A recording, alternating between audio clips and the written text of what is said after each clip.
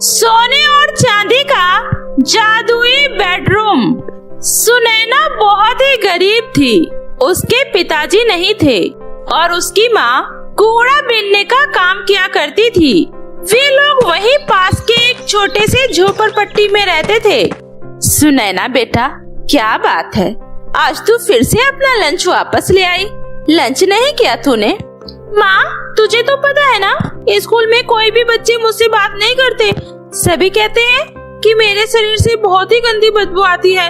और तो और आपकी दी हुई ये सूखी रोटी और नमक देखकर सभी बच्चे मेरा बहुत मजाक उड़ाते हैं और मुझ पर बहुत हंसते हैं।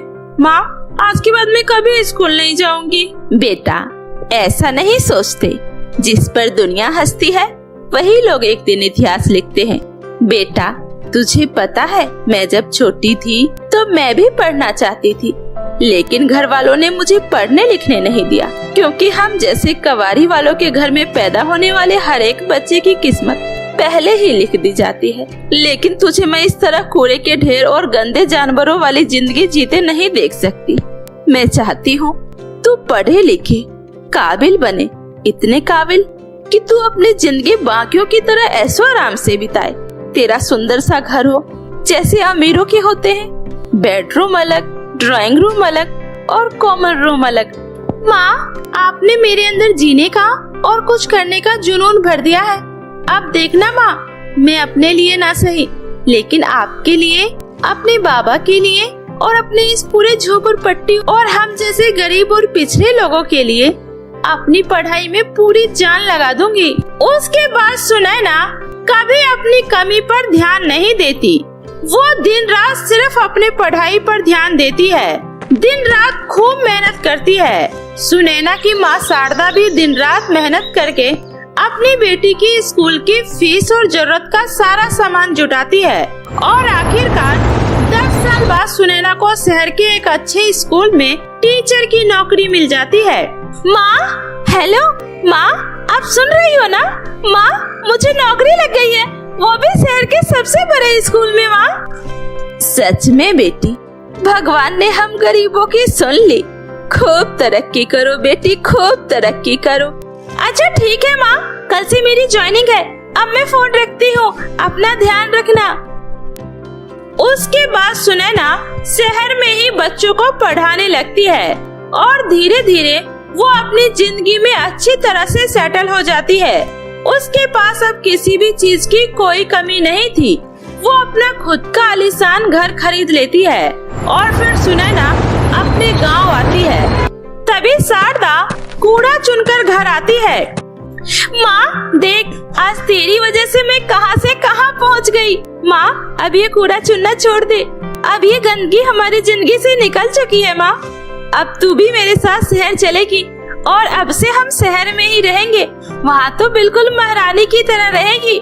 मैं तेरे लिए सोने और चांदी का बेडरूम बनवाऊंगी। माँ, चल पगली, मुझे तो बस तेरी खुशी चाहिए और कुछ नहीं। ठीक है बेटा, मैं चलूंगी, लेकिन 2 दिन बाद। 2 दिन बाद? 2 दिन बाद क्यों माँ, कुछ है क्या? अरे भूल गई, कल तेरी दोस्त राधा की शादी है। क्या, राधा की शादी? फिर तो हम राधा की शादी देख कर ही अपने शहर जाएंगे। अगले दिन जब ये लोग राधा के घर शादी में जाते हैं तो उसके घर काफी भीड़ लगी होती है। पूछने पर पता चलता है कि राधा ने आत्महत्या कर ली। क्या बताऊं बिटिया, बहुत मुश्किल से दीनानाथ ने राधा का यह रिश्ता तय किया था। वे लोग बहुत खुश थे, लेकिन अचानक से लड़की वाले ने शादी करने से इनकार कर दिया। कहा, हमें दहेज में आज के आज 5 लाख रुपए चाहिए, पैसे दोगे तभी ये शादी होगी। ये सुनकर बेचारा दीनानाथ का कलेजा कांप गया। आखिर बूढ़े बाप ने बड़ी मुश्किल से तो शादी का इतना खर्चे का बंदोबस्त किया था, अब बेचारा 5 लाख रुपए कहाँ से ला कर देता। उसी समय दीनानाथ के हार्ट अटैक से मृत्यु हो गई और राधा बिटिया वो ये सदमा बर्दाश्त न कर पाई और उसने अपनी जान ले ली। हे भगवान, तो किसी को गरीब न बनाना और बनाना तो उसे कभी बेटी मत देना। ये सुनकर सुनकर सुनैना को बहुत दुख होता है। घर आकर सुनैना अपनी माँ से कहती है, माँ, अब आप कहीं नहीं जाओगी, बल्कि मैं आ रही हूँ अपने गांव, अपनों के बीच। लेकिन बेटा। माँ, लेकिन वेकिन कुछ नहीं। आपने ही तो कहा था ना, हमें अपने लिए, अपने इस गांव वालों के लिए कुछ करना है।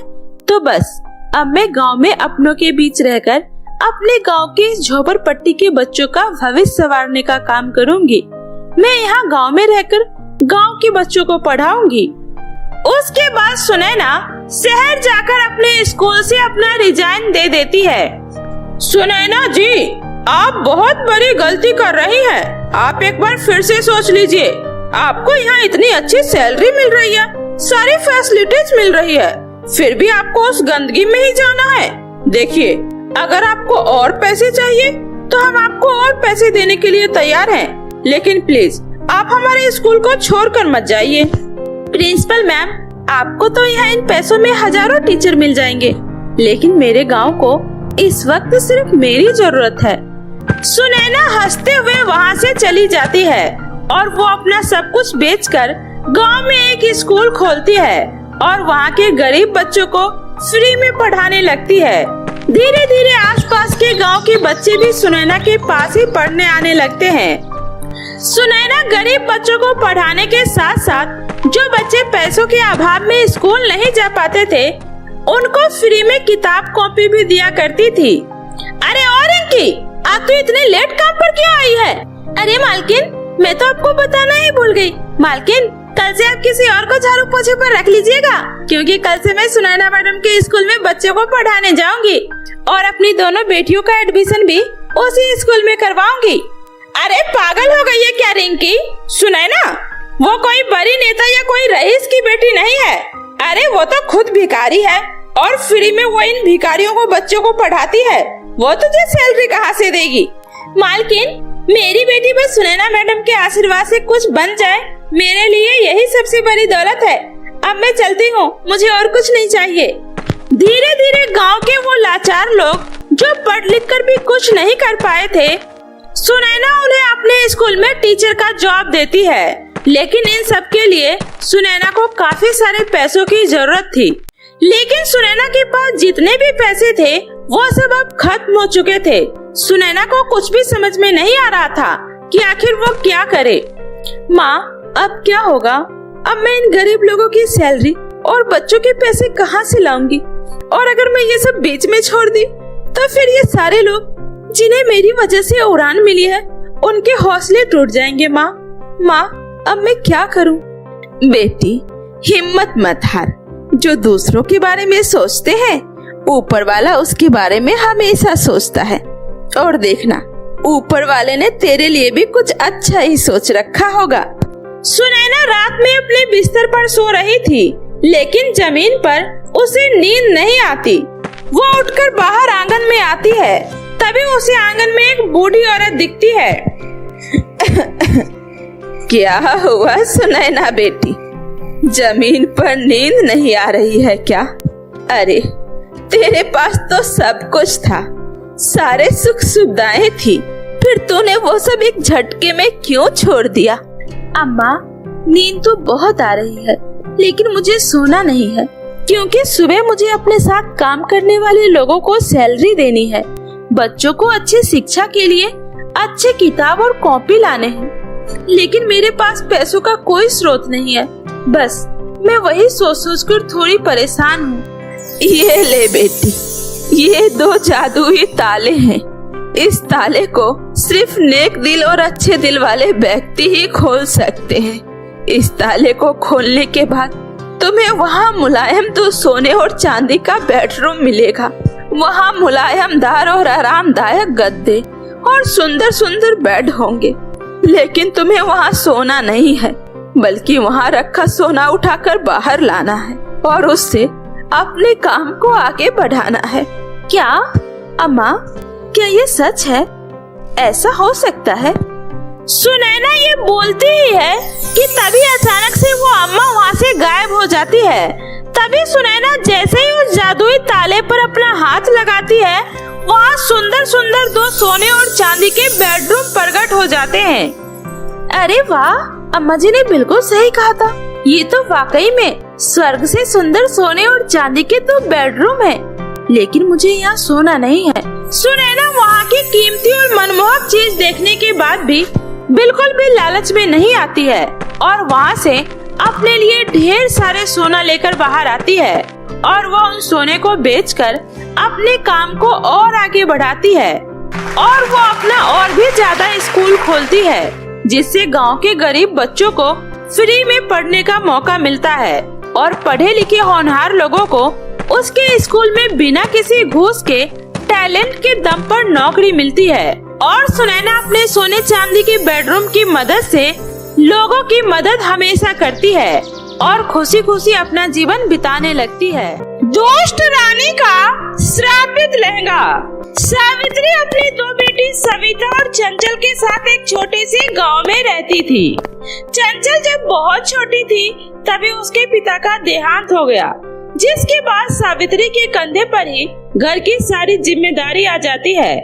सावित्री गांव-गांव जाकर लहंगा बेचा करती थी और उसी से उसके घर का गुजारा चलता था। ऐसे ही समय बीत रहा था। इस बार की तपती गर्मी में भी सावित्री ने बिना एक दिन घर में आराम किए गांव-गांव जाकर लहंगा बेचती रही।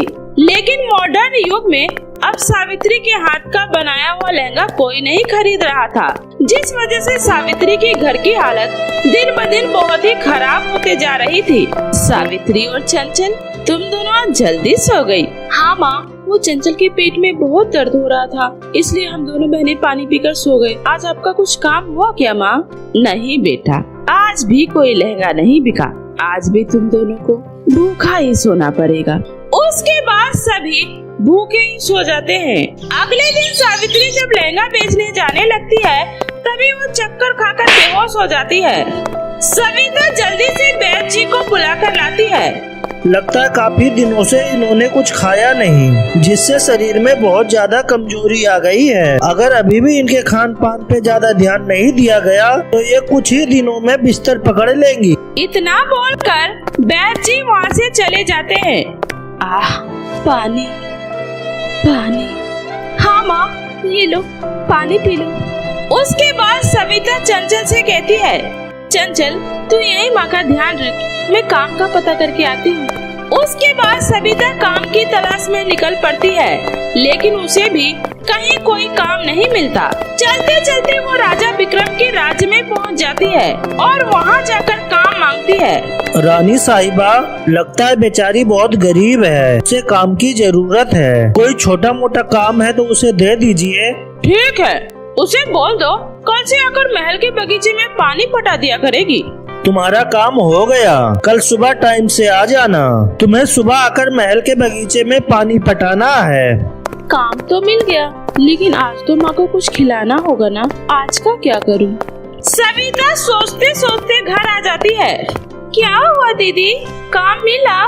काम तो मिल गया चंचल, वो भी इतने बड़े राजा के महल में, लेकिन उन्होंने मुझे कल से बुलाया है। अब आज माँ को भूखा नहीं सुला सकती। आप चिंता मत करो दीदी, यहीं पास के जंगल में चलते हैं, शायद वहाँ हमें कोई फल मिल जाए। उसके बाद दोनों बहनें फल की तलाश में जंगल में काफी दूर तक चली जाती है। चंचल, जंगल में चलते चलते 2 घंटे से ज्यादा हो गया, लेकिन कहीं भी कोई फल नहीं दिख रहा। लगता है आज की रात भी हमें भूखा ही सोना पड़ेगा।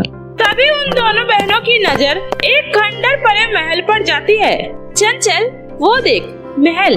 दीदी, ये तो पूरा खंडर हो चुका है। हाँ, माना कि ये महल खंडर हो चुका है, लेकिन इसके अंदर जरूर कुछ ऐसा मिल सकता है जिसे बेचकर हम कुछ दिनों का राशन तो ला ही सकते हैं। अब चल अंदर चलकर देखते हैं। उसके बाद दोनों बहनें उस महल के अंदर चली जाती है। तभी सामने उसे एक बहुत ही बड़ी रानी की मूर्ति दिखाई देती है। दीदी, लगता है ये महल किसी राजा का नहीं बल्कि किसी रानी का है। तभी उसे वहाँ पर एक चमचमाता हुआ सुंदर सा लहंगा दिखता है। तुम दोनों बहनों का इस महल में स्वागत है। क्या तुम बोल सकती हो? हाँ, मैं बोल भी सकती हूँ और चल भी सकती हूँ, क्योंकि मैं एक जादुई लहंगा हूँ। अब मेरी बात को ध्यान से सुनो। मैं जानती हूँ तुम दोनों बहनों को भी पैसों की बहुत ही ज्यादा जरूरत है और तुम्हारी माँ भी बहुत ही ज्यादा बीमार है। तुम्हें हमारे बारे में इतना सब कैसे पता? मैं सब कुछ जानती हूँ। अगर तुम दोनों बहनें चाहो तो मैं तुम्हें बहुत ही ज्यादा अमीर बना सकती हूँ, लेकिन तुम्हें इससे पहले मेरा एक काम करना होगा। कैसा काम? तुम दोनों बहनों को राजा विक्रम के सबसे छोटे पुत्र को यहाँ लेकर आना होगा। ये सुनकर दोनों बहनें काफी ज्यादा डर जाती है। नहीं, हम ऐसा नहीं कर सकते। हमें तुमसे कुछ नहीं चाहिए। चंचल, चलो यहाँ से। देख लो, एक बार अच्छे से सोच लो, ये काम तुम्हारे लिए उतना भी मुश्किल नहीं है। तुम्हें तो उस महल में बगीचे में पानी पटाने का काम भी मिला है। छोटे राजकुमार उस बगीचे में अक्सर शाम को खेलने आते हैं। तुम्हें बस उन्हें बहलाकर अपने साथ लाना है। उसके बाद मैं तुम्हें बहुत ही ज्यादा मालामाल कर दूंगी, जिससे तुम अपनी माँ का एक अच्छे हॉस्पिटल में इलाज करवा सकती हो, अपनी छोटी बहन को एक अच्छा जीवन दे सकती हो और खुद भी बिना कुछ किए बहुत ही आराम की जिंदगी गुजार सकती हो। नहीं, मैं ऐसा नहीं कर सकती। चंचल, चलो यहाँ से। दीदी, माँ की हालत सच में बहुत ही ज्यादा खराब है। अगर उन्हें कुछ हो गया फिर हम अकेले क्या करेंगे? दीदी, माँ को बचाने का इससे अच्छा मौका नहीं मिलेगा। प्लीज दीदी, माँ की खातिर इस लहंगे की बात मान लीजिए ना। बहुत खूब। तुम्हारी छोटी बहन तो तुमसे भी ज्यादा समझदार है। वो बिल्कुल सही कह रही है। अगर तुम राजा के घर जिंदगी भर काम भी करोगी ना, तो तुम्हें उतना पैसा नहीं मिल सकता जितना मैं तुम्हें एक ही बार में दे सकती हूँ। अच्छे से सोच लो, तुम्हारी माँ को इलाज की बहुत ही ज्यादा जरूरत है। मैं तुम्हें आज रात का समय देती हूँ। उसके बाद दोनों बहन वहाँ से घर आ जाती है और दोनों काफी ज्यादा दुविधा में फंस जाती है। तभी आधी रात को उसकी माँ की तबीयत और ज्यादा बिगड़ जाती है। ये देखकर चंचल सुबह होते ही तैयार हो जाती है। चंचल, तुम माँ का ध्यान रखना, मैं राजा के महल जा रही हूँ। और फिर सविता राजा के महल में जाकर काम करने लगती है। तभी शाम के समय सबसे छोटे राजकुमार छुपम छुपाई का खेल खेल रहे थे। तभी सविता की आंखों के सामने उसकी माँ का चेहरा आ जाता है और वो राजकुमार को बहला फुसलाकर अपने साथ महल से बाहर ले आती है। ये तुम मुझे कहाँ ले जा रही हो? बस राजकुमार, हम आपको एक बहुत ही अच्छी जगह लेकर जा रहे हैं। अब बस आप चुपचाप हमारे साथ चलिए। उसके बाद सविता और चंचल दोनों मिलकर उसी महल में दोबारा आ जाती है। तभी वो बोलने वाला लहंगा उड़ते हुए वहाँ पर आ जाता है और कहता है, बहुत खूब, मुझे पूरा विश्वास था तुम दोनों ये काम कर सकती हो। देखो, हमने तुम्हारा काम पूरा कर दिया। अब तुम अपना वादा पूरा करो। सविता के इतना कहते ही वो लहंगा चमक उठता है और उसके अंदर से एक चमचमाता हुआ हीरा बाहर आता है और वो लहंगा कहती है, तुम इस हीरे को उठा लो। रात होते ही ये हीरा चमक उठेगा और वो तुम्हें एक सोने के खजाने का रास्ता बताएगा। तुम वहाँ से जितनी मर्जी उतना सोना ले सकती हो। अब तुम दोनों जाओ यहाँ से। उसके बाद दोनों बहनें खुशी खुशी वहाँ से बाहर आ जाती है। चलते चलते शाम हो जाता है और अंधेरा भी छा जाता है। तभी अचानक से वो हीरा चमकने लगता है। दोनों बहनें चमकते हुए हीरा की दिशा की तरफ बढ़ने लगती है। थोड़ी ही देर में वे सब सोने के खजाने के पास पहुँच जाती है। उसके बाद दोनों बहनें वहाँ से खूब सारा सोना उठाकर अपने घर ले आती है और उन पैसों से घर का सारा राशन ले आती है। दीदी, अब हमारी गरीबी के दिन खत्म हो जाएंगे। अब तो हम बहुत ही ज्यादा अमीर हो जाएंगे और अपनी माँ का भी अच्छे हॉस्पिटल में इलाज कराएंगे। तभी वहाँ पर पत्थर की मूर्ति वाली रानी प्रकट हो जाती है। मूर्ख लड़की, तुम दोनों ने चंद सोने के लालच में अपने ही राजा से गद्दारी कर ली। मुझे पुनर्जीवित होने के लिए राजा का छोटा पुत्र और 2 लालची कन्या और ढेर सारे सोने की आवश्यकता थी और तुमने मेरा सारा काम आसान कर दिया। अब मेरे साथ चलो। उसके बाद वो रानी वहाँ से सारा सोना और दोनों बहनों को लेकर गायब हो जाती है। कुछ देर बाद राजा एक तांत्रिक के साथ सावित्री के घर आता है। कहाँ है तुम्हारी दोनों बेटी? उसके बाद सावित्री राजा को सारी घटना के बारे में बता देती है। जिसका डर था वही हुआ राजन। जल्दी चलिए, हमारे पास वक्त बहुत कम है। अगर वह दुष्ट आत्मा अपने मकसद में कामयाब हो गई तो अनर्थ हो जाएगा। मैं हर हाल में उसे रोकना होगा। ये सब सुनकर सावित्री रोते हुए बोली, साधु महाराज, आखिर वो औरत कौन थी जो राजकुमार के साथ साथ मेरी दोनों बेटी को अपने साथ ले गई? वो राजा विक्रम की सौतेली माँ थी। उसके पास चुड़ैल का दिया हुआ खतरनाक लहंगा है, जिसकी वजह से वो अपने ही राज्य के बेगुनाह लोगों को मार रही थी। जब ये बात बड़े राजा साहब को पता चली तो उन्होंने उस पुराने महल के दीवारों के बीच तो उसके उस श्रापित लहंगे के साथ उस दुष्ट रानी को दीवार में चुनवा दिया। लेकिन तुम्हारी बेटी की बेवकूफी की वजह से वह लहंगा फिर से दुष्ट रानी को जीवित करना चाहती है। साधु, हर हाल में मुझे मेरा बेटा चाहिए, कुछ भी करिए तो बचा लीजिए। बुराई कितनी भी ताकतवर क्यों ना हो राजन, वो कोई न कोई गलती जरूर करती है जिससे हम उस बुरी शक्तियों का सामना कर सकते हैं। ढूंढने की कोशिश करो, कुछ तो ऐसा होगा। तभी सभी की नजर जमीन पर पड़ी उस हीरे पर जाती है जो जमीन पर गिरे चमक रही थी। साधु जल्दी से उस हीरे को उठा लेता है। जिस चीज की मुझे तलाश थी वो मुझे मिल चुकी है। इससे पहले कि देर हो जाए तो मेरे साथ। आज चंद्र ग्रहण की रात है, हमें उसे पूजा करने से रोकना होगा। हे जादुई हीरा, हमें उस महल के पास ले चलो। उसके बाद सभी उस महल के अंदर आ जाते हैं। तभी वे लोग देखते हैं कि छोटे राजकुमार को उस लहंगे ने एक तरफ लिटा रखा है। साथ ही वो दोनों बहनें भी उस सोने के ढेर पर बेहोश पड़ी हुई है। तभी राजा अपने पुत्र की तरफ जाने लगते हैं। रुक जाइए राजन, ये कोई साधारण लहंगा नहीं बल्कि एक चुड़ैल का शरापित लहंगा है। तभी वो लहंगा बोलती है, तो साधु, तू यहाँ तक आ ही गया, लेकिन इस बार तू मेरा कुछ नहीं बिगाड़ सकता, क्योंकि थोड़ी देर में सूर्य ग्रहण है और सूर्य ग्रहण होते ही मैं इन सब की बलि देकर इस दुष्ट रानी को और भी शक्ति के साथ पुनर्जीवित करूंगी और फिर दुनिया में तबाही लेकर आऊंगी। ऐसा कभी नहीं हो सकता। इस दुनिया में अच्छाई के रहते हुए बुराई कभी नहीं जीत सकती। ये देख, सबसे बड़ी कमजोरी ये मेरे हाथ में है, तेरा ये जादुई हीरा। ये सुनकर वो लहंगा बहुत ही ज्यादा घबरा गई। गलती हो गई, बहुत बड़ी गलती हो गई। मैं जानता हूँ इस हीरे में तुम्हारी सारी जादुई शक्तियाँ हैं और इस हीरे में ही तेरी जान बसती है। और मैं ये भी जानता हूँ ग्रहण खत्म होते ही हीरा किसी काम का नहीं रहेगा, लेकिन अभी इस वक्त हीरा तुम्हारी जान जरूर ले सकता है। इतना बोलकर साधु उस हीरे को मंत्र उच्चारण के साथ पूरी शक्ति से जमीन पर पटक देता है। हीरा के टूटते ही वो लहंगा वहीं जलकर भस्म हो जाता है और वो सोना भी वहाँ से गायब हो जाता है और सभी लोग होश में आ जाते हैं। राजा दौड़ता हुआ अपने पुत्र के पास जाता है। सविता और चंचल हाथ जोड़े राजा से अपने किए की माफी मांगती है। हमें माफ कर दीजिए महाराज, हम लालची बिल्कुल नहीं थे, लेकिन परिस्थिति ने हमें लालची बना दिया। उसके बाद सविता और चंचल राजा को सारी बातें बताती है और फिर भविष्य में कभी लालच नहीं करने की कसम खाती है। राजा विक्रम दोनों बहनों को माफ कर देते हैं और उनकी माँ का अपनी तरफ से इलाज करवाते हैं। उसके बाद सभी खुशी खुशी रहने लगते हैं।